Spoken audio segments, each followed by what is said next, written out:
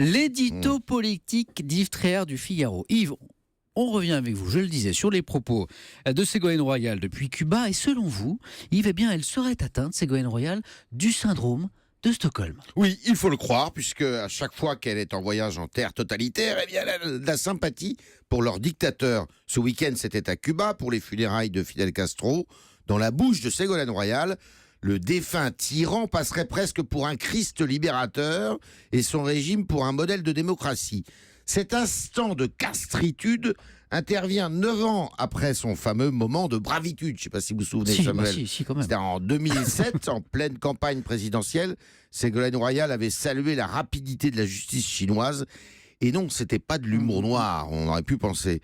Ségolène Royal, réputée pour la fulgurance de ses intuitions, est pour le moins mal aspirée quand elle voyage. Les voyages ne lui réussissent pas. Pourvu qu'elle n'aille Santé, jamais en Corée du Nord, épargne, elle retraite, serait capable tous les de jours, porter Kim Jong-un santé. au nu. Vous diriez donc que c'est une grosse bourde, Yves, de sa part? Certes, mais elle semblait tout à fait sincère à la Havane.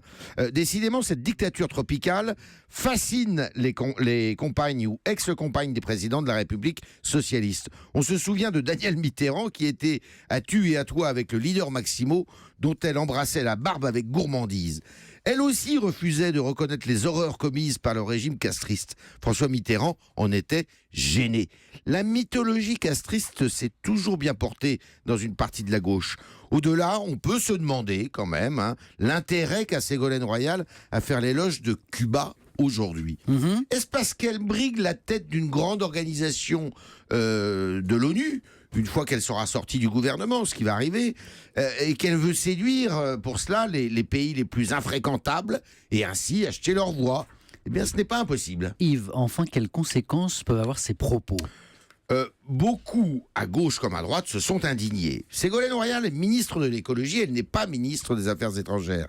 Mais tout de même, je doute pourtant qu'elle soit débarquée du gouvernement.